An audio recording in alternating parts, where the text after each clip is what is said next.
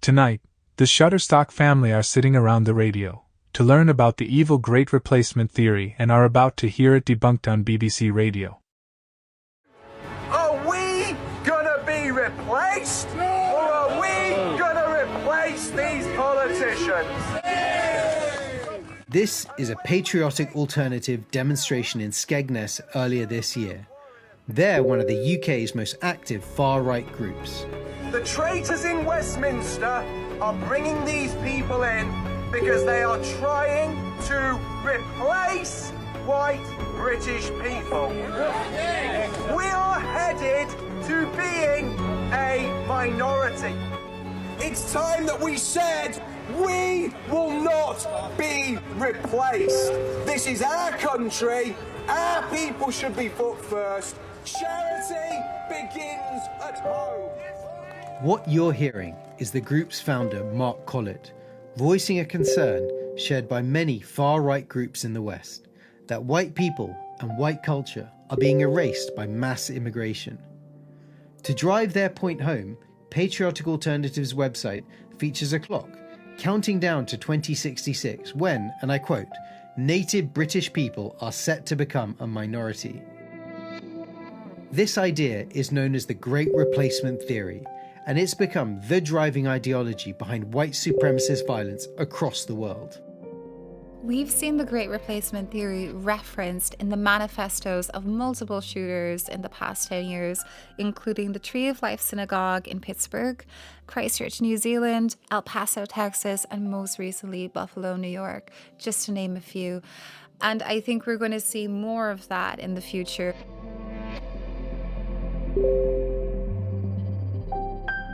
Here in the UK too, we've seen the Great Replacement idea echoed by extremists carrying out terrorist attacks, most recently in the firebombing of a Dover immigration centre. But this is an idea not just limited to the extreme political fringe. It's also gaining momentum in the mainstream, most notably in the United States. Here's prominent TV pundit Tucker Carlson talking about it when he was a Fox News anchor, broadcasting to millions. You can't just replace the electorate because you didn't like the last election outcomes. That would be the definition of undermining democracy, changing the voters. In this program, I'm going to be looking at this theory, where it comes from, and how seriously we should be taking it. Is it just a conspiracy theory as some claim? Or are there kernels of truth that perhaps our politicians should be paying closer attention to? This isn't easy terrain. Currently, we seem paralysed, unable to engage with the sensitivities around the social and cultural effects of migration. But if we can't talk openly about this, are we risking serious consequences in the future? You'll hear some voices who you may strongly disagree with. There may be others who you'd think should have talked to us, including the government, but declined. Such is the current febrile climate. Someone who did is Professor Matt Feldman, a specialist on extremism. He's often called to give evidence in court about the far right. Where does the Great Replacement theory come from? In its original manifestation, the Great Replacement is about 10 years old and was coined by a French thinker named Renaud Camus. Celui qui promeut le grand remplacement tout en niant qu'il survient. Which essentially talks about the indigenous French, by which he means white French people being so-called replaced by non-French migrants. His particular target was Muslims living in France, but I think it's really important to note that one of the things that makes the Great Replacement theory so dangerous is that it can be applied to a whole range of outgroups, whether they're Latin Americans, Muslims, African Americans, or indeed Jews themselves. We asked Renaud Camus for an interview. He declined. But as Matt Feldman says, the idea he's advancing is far from new. He started coming up with the idea in the mid-1990s by visiting small French villages that he noticed the demographics had changed quite greatly. But these were ideas that were in the ether in the 1990s and beyond over fears about migration. And I would suggest to you that these ideas have a much longer vintage. For example, not a day passes but English families are ruthlessly turned out to make room for foreign invaders. That was actually written in 1903 in a book entitled The Alien Immigrant. So the idea that there is a hidden hand that is meant to push natives out in favor of minority groups is a very old one indeed. This deeply held notion of defending national identity and the primacy of the white indigenous race is now a major recruitment driver for white supremacists around the world. Maeve Park works for Groundswell, an organisation which aims to educate young people about the dangers of extremism and researches the far right. This idea of being the vanguard of the white race, the soldier of your people, fighting the good fight in their eyes. You're a special soldier. You're doing kind of God's work in their eyes. So that is a draw for especially younger people. Though the far right is often divided by factionalism, this is an idea that binds them all together, says Matt Feldman. It's a meta-theory that can unite all forms of right-wing extremism and even fringe conservatism into two categories. One is what we might call the full-fat Great Replacement theory. That's the one that we heard infamously chanted in Charlottesville in 2017. Jews will not replace us! Jews will not replace us! The idea that there is globalists or elites, oftentimes explicitly targeting Jews, as the sort of hidden hand bringing in non-white peoples into a supposedly homogenized Europe. But I want to suggest that there is a sort of lighter version, let's call it Great Replacement Light, that is much closer to not imputing a conspiracy, but just throwing up the hands like we saw a century ago with the alien immigrant, saying we're simply being swamped by immigration. One of those who's long been concerned about immigration and its impact is Douglas Murray. He's the author of The Strange Death of Europe, which drew on years of travel and research all over Europe, before he concluded the continent was in danger of losing its identity. He met and interviewed Renaud Camus, the man behind the Great Replacement idea. Camus simply popularized this term, and other people picked it up and made of it what they would. Camus' book is not my view of what has happened, but the reason why it has resonated and has had to be dismissed as a conspiracy theory by people who want to pretend that the migration isn't happening or that it's good for us or that it's not good for us, but we should suck it up anyway, is that he's on to something. Something huge has happened in our lifetimes. A massive demographic shift has occurred. And Douglas Murray points to the last UK census of 2021. People who identified as white British were a minority not just in London, but in Birmingham, in Leicester, in Manchester, and in other cities. And in the case of Birmingham and Leicester, it's not just white British people who are the minority. The total white population is under 50%. But what about the rest of the UK? Professor Rob Ford from the University of Manchester is one of our leading political demographers. If we look at England and Wales, what we see from the 2021 census is 82% of the population identify with one or other of the white groups. That's down from 86% in the 2011 census. If we limit that to white, English, Welsh, Scottish, Northern Irish or British, then the figure is about 74% in England and Wales, down from about 81% in 2011 and 88% in 2001. So obviously the other side of the coin to that is that all of the ethnic minority groups in Britain are growing. Some of them are growing quite rapidly. The largest group now is the Asian or British Asian group, which is now about 9.3% of the population, which is up from 7.5% in 2011. So, long story short, England and Wales, and indeed the rest of the UK too, are becoming steadily more ethnically diverse. Is this diversity spread evenly across the UK? No, it's highly uneven. Always has been. The big cities of England in particular are a lot more ethnically diverse than anywhere else. And indeed, urban areas in general tend to be more ethnically diverse. That reflects patterns of immigration that go back generations.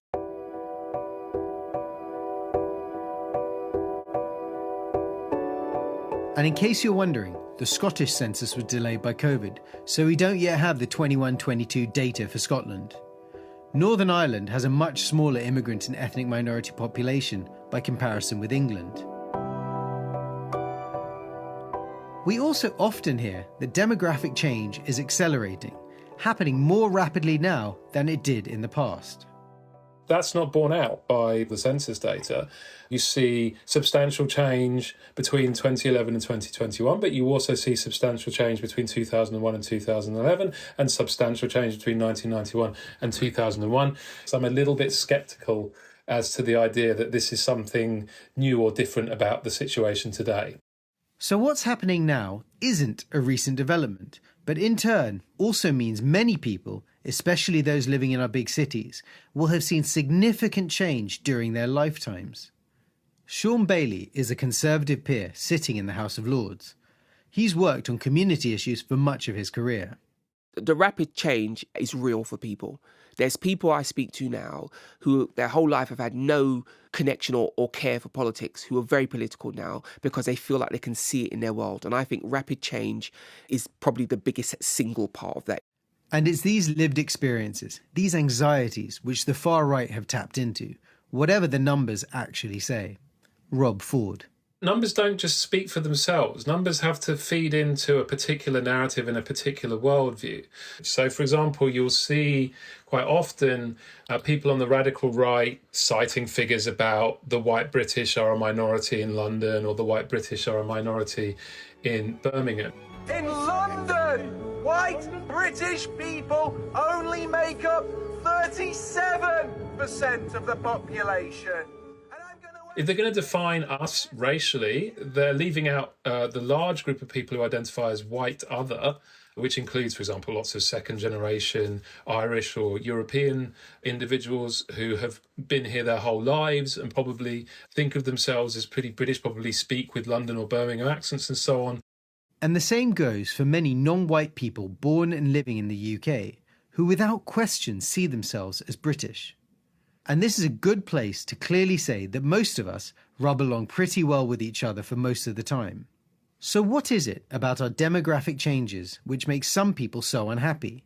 We asked Mark Collett, a founder member of Patriotic Alternative, for a statement about this. He said, I am an Indigenous rights advocate and I campaign to ensure that the Indigenous people of the British Isles, those who appear on the census as white British, do not become a minority and are not discriminated against or treated as second-class citizens. I have not been at all selective with data. I have quoted a fact. The Indigenous people of Great Britain are now a minority in London. As Professor Ford highlighted, Mark Collett's claim about the diminishing white British population ignores the white other category that features in our census data, which includes second and third generation Irish and other Europeans born in the UK, who may also claim their Britishness. On top of this is Patriotic Alternative's insistence that Indigenous British culture is under attack, a claim centred on the idea that Britishness is intrinsically linked to whiteness, something many Britons would strongly disagree with and say is racist. But, and for some it's a big uncomfortable but, there's a kernel of truth here. The UK is changing. The non-white population is growing. And for Mark Collett, it is this which is such a big issue. In his statement, he says, The sweeping demographic changes that are taking place in Britain have never been voted on, and if the government was truthful about the scale of immigration and offered the people a vote on the issue, the vast majority of those classed as white British would vote against the open-door migration policy. We should state the government and opposition say the UK doesn't have an open-door immigration policy. A key question in all this is, does it really matter? Well, that depends on who you talk to. According to pollsters YouGov, around a third of British adults think immigration over the past 10 years has been mostly bad for Britain. Around another third think it's been both good and bad, and just under a quarter think it's been mostly good. Despite this mixed picture, much of the public debate around immigration isn't particularly sophisticated. On the one side, a call to stop them coming, and on the other, any anti-immigration sentiments are often met with allegations of racism. The reality is, change is happening in our society, and in fact, it's already happened. What's lacking is open discussion on the complex reality which underpins the changes we're going through. These issues have long raised difficult and divisive questions about our national identity and what it means to be British. Hello there. Hey, you're lucky I came tonight, you know, because I won't be here tomorrow. Enoch Powell has offered me £1,000 to go home, which is great, really, because it's only £10 on the train from here to Birmingham. Sir Lenny Henry there, back in the 1970s, talking about the man who once dominated Britain's discussion about immigration. If you go right back half a century to Enoch Powell starting a debate about demographic change. Sundar Katwala is the founder of the think tank British Future, which aims to help improve cohesion in Britain. He's also the author of How to Be a Patriot. Everybody debated Enoch Powell's numbers when he said, can you think at the end of the century there'd be 4 million of them? That would be the funeral pyre of our nation. Busily engaged in heaping up its own funeral pyre.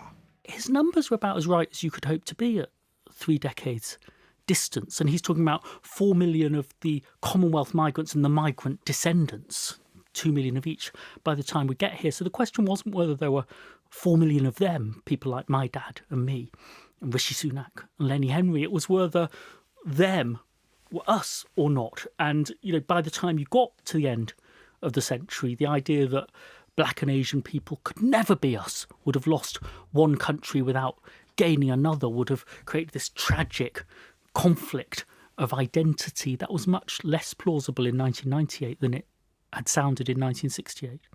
So in a way, saying that Enoch Powell was right. He's right about the numbers. He's absolutely wrong about what those numbers mean, because he's much too pessimistic about Britain, too pessimistic about the ability of people from a British Commonwealth background who often turned up having been told stories about Britain to identify with British identity and British culture. You might think that that change is for the good, or you might think that it's for the bad.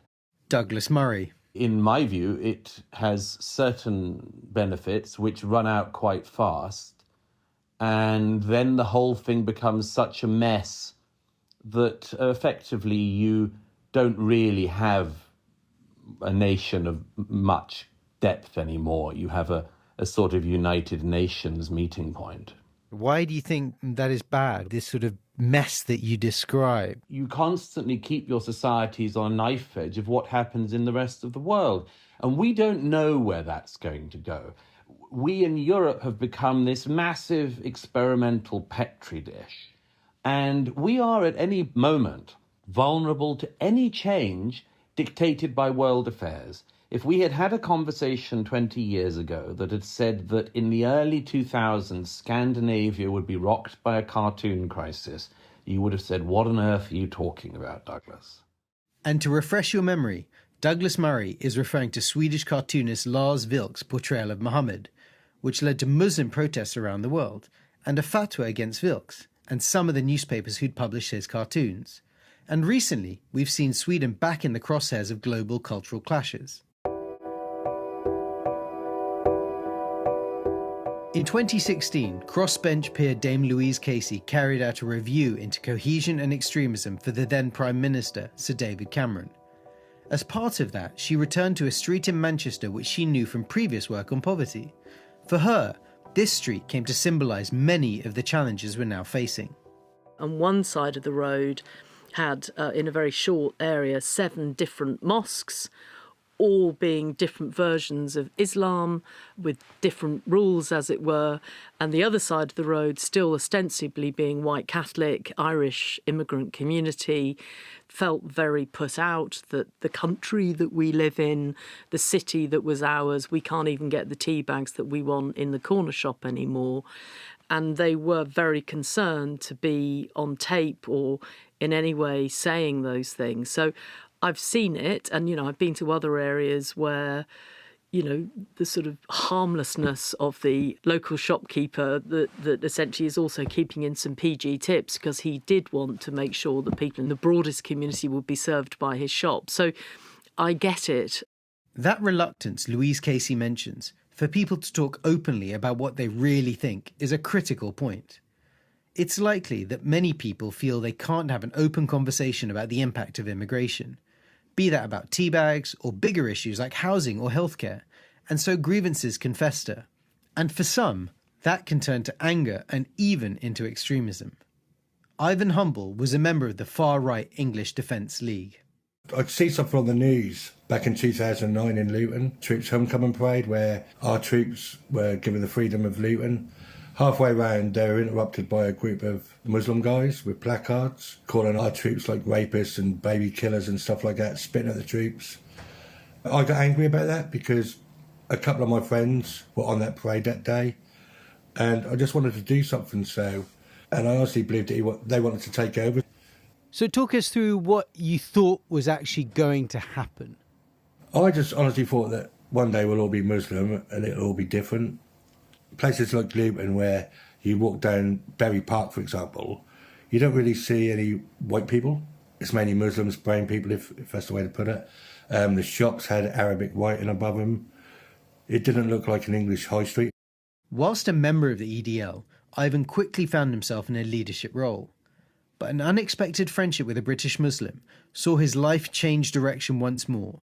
I met the person I hated the most, the big bearded, brown-skinned Muslim. But he was the only person in the 5 years that said to me, Ivan, sit down and talk to me. Tell me what you feel, what you think. And at the end of it, I remember him saying to me, look, I've listened to you with respect. I didn't interrupt. I've observed what you said. And I do believe you've got lots of genuine concerns, but you've also got a lot of misconceptions. So I want to learn about the misconceptions because nobody else had ever spoke to me about what I felt or listened to me. It was the person I hated the most that gave me that time of day. And these days, he works educating people about the dangers of extremism. And Ivan's experience is reflective of the UK as a whole, which is also becoming increasingly tolerant.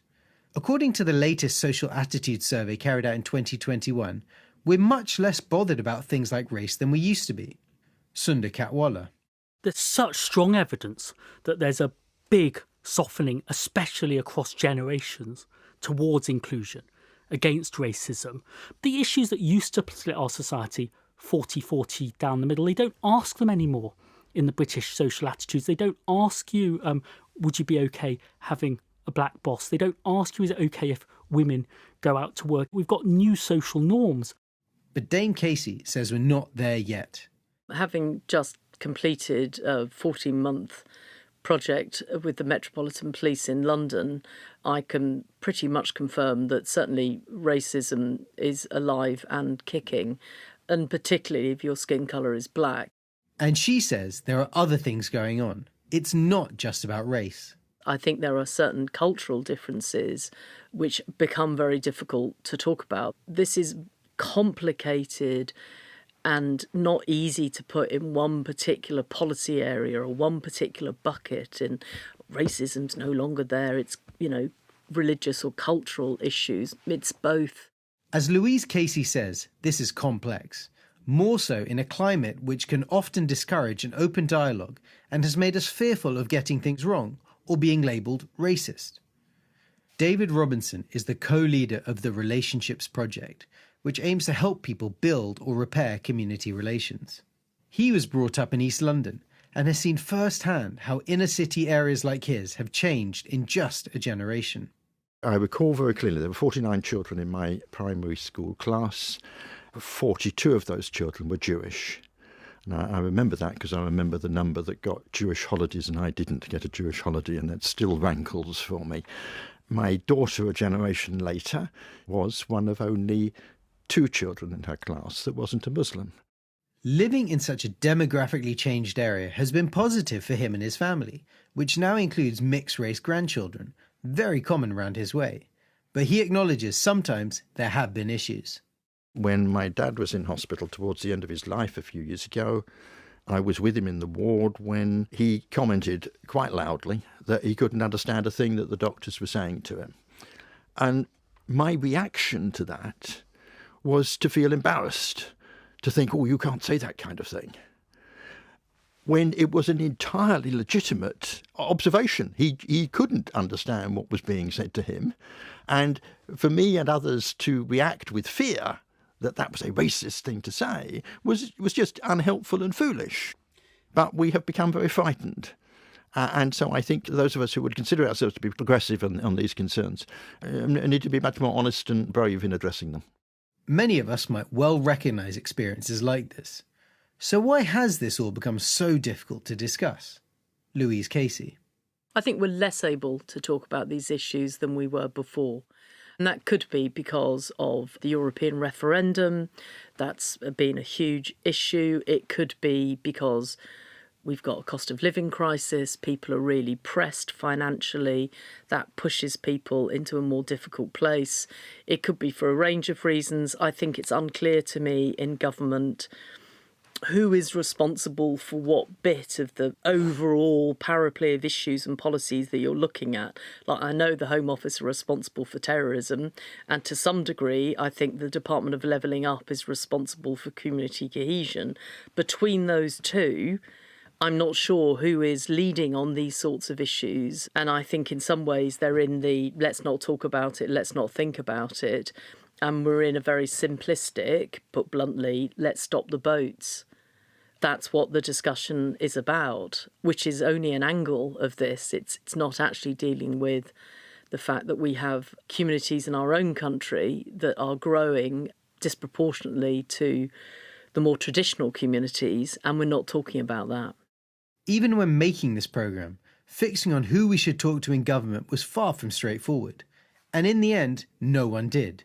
Instead, the Department of Levelling Up gave us this statement. Britain is a successful, diverse democracy, open, tolerant and welcoming, and a well-integrated society. 84% say their local area is a place where people from different backgrounds get on well together. The responsibility for effective community integration is a shared one. For its part, government is committed to building strong, integrated communities. We are losing our ability to have nuanced public debate. Conservative peer Sean Bailey. It basically goes, you're with me or against me. It is tricky. You're talking about people's fundamentals, and the story is dominated by a liberal elite's version of events. So, all white people are wrong because of racism. All white people are wrong because of slavery. White privilege is a big problem. But I grew up with a load of white boys who were poor as I was. I did a public meeting a little recently, and this guy really caught the mood of the room. He stood up. He's a white working class guy. We're in Romford. He stood up and he said, Sean, can you tell us where they've hidden white privilege? Because me and my friends can't find it. The man in the meeting Sean Bailey refers to represents a group of people in the UK currently suffering in a cost of living crisis and are anxious about their families' futures. Further, political polarisation and an overwhelming digital and social media landscape makes it harder for people to find accurate information. These dynamics inhibit a national conversation, let alone consensus about a path forward for our changing country. So what are we going to do? Everyone we spoke to, across the political divide, thinks the government isn't doing enough. But maybe government is only part of the answer. David Robinson from the Relationships Project says we, as individuals, all have a responsibility to be braver. It's particularly remembering that incident with my dad when he said to me, I can't understand what she's saying. My immediate reaction is shush. Don't cause us any embarrassment.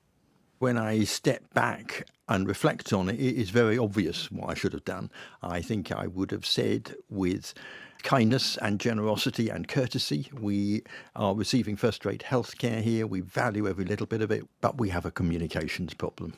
It would help us if you spoke a little bit more slowly, if you spoke a bit more loudly, and if you gave us a bit of space to check in that we are understanding what you're saying. And I think if that is done with care, we can make huge progress. Unfortunately, I think there's a peculiarly British thing that we bottle that stuff up until it becomes a complaint, or worse than that, an explosion of temper. And that's a critical point. Allowing people to share and voice anxieties without fear of judgment. But David thinks these skills, to engage in open, respectful and honest conversation, are not innate. They need to be taught and added to the school syllabus. It's that important. For others, our growing solipsism and isolation only fuels the problem, where many feel like they no longer belong. Sundar Katwala. We need shared rituals, shared moments, shared occasions. We might have fewer than these than we had. The great football clubs of Liverpool and Manchester and Sheffield were created because incomers to a new place in an era of population change needed something to belong to. Those needs haven't gone away in these times. So those tribes, those colours can invite everybody. I think we need moments we still share. Eurovision Song Contests, big royal occasions. You don't have to love all of these things or any single thing. There has to be some things where everybody's invited.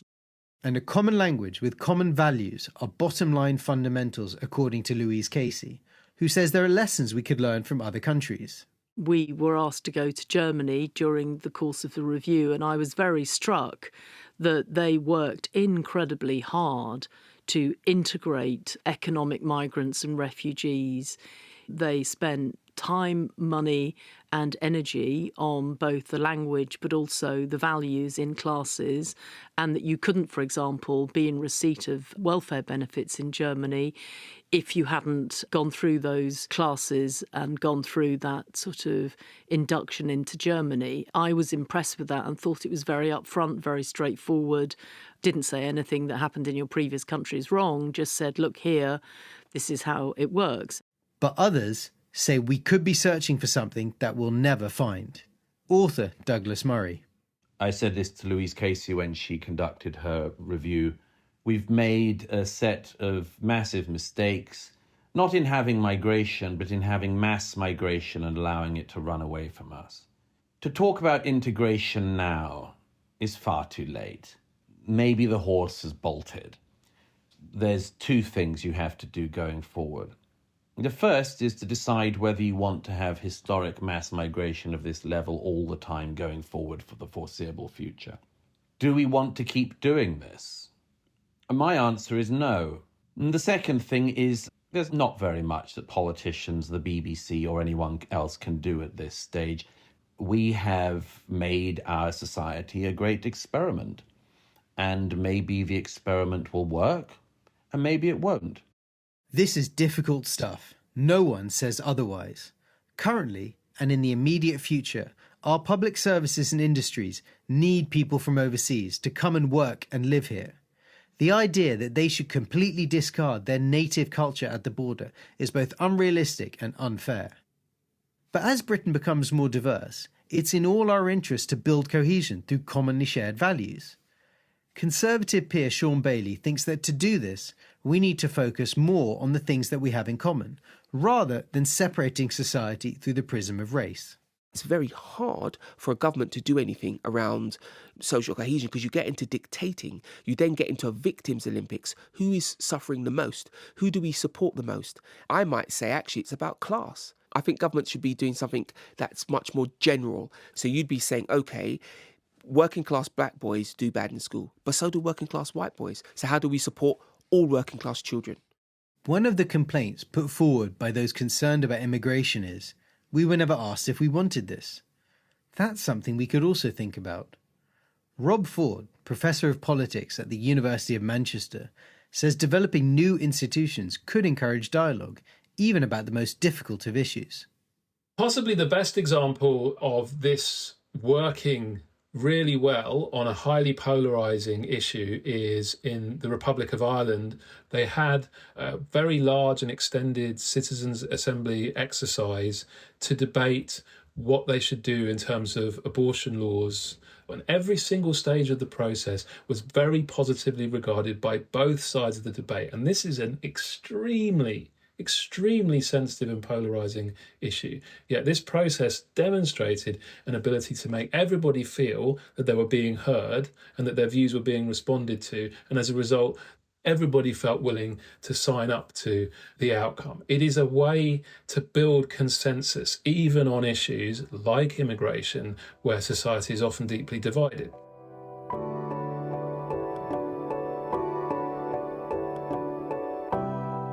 We should, of course, remember, as we've heard, that most of us get along pretty well with each other, regardless of difference. We know too that our attitudes towards that difference are much more relaxed than they were. But our society is changing. Some people have very real and legitimate questions about what that will mean for the country in the future. We need to find ways of talking more honestly about that, listening to those whose views we may fundamentally disagree with. And we need to devote resources, space, and time for this to happen. Failure to tackle concerns head-on may risk leaving the door ajar to some animated by the Great Replacement idea, who might want to stoke tensions. The rising prominence of this theory, of these ideas, risks distorting mainstream opinions on issues like immigration and social cohesion. As far-right expert Professor Matt Feldman says, this is especially important when demographic change is being exploited by those drawn to extremist violence and terrorism. I would suggest to you that in the more than 30 cases in which I've acted as an expert witness with the Crown Prosecution Service, more than half, either explicitly or very indirectly, cite the Great Replacement as a motivation. And it unfortunately doesn't seem to be going anywhere anytime soon. And my fear is that that may cause more loss of life if we're complacent about the seriousness of the violence that underpins the Great Replacement ideology or narrative. And if we don't engage and talk about demographic change in an honest and inclusive way, we're in danger of handing the narrative to extremists. The last word to Dame Louise Casey. What we've seen in recent history is sometimes civil unrest. We had riots in Oldham. We had riots in London. I truly believe that if we're not able to talk about these difficult issues, we're handing on a plate to extremists and to people that peddle hate. So if we can't talk about it, we allow bad people to talk about it, and that's not good for any of us. Well, it seems like they said it's a theory yet went on to prove it's true, but it doesn't matter. They really fucked up there, didn't they? That sounds like my school, it's full of them. Now children, off to bed, don't forget to recite the 14 words before sleep.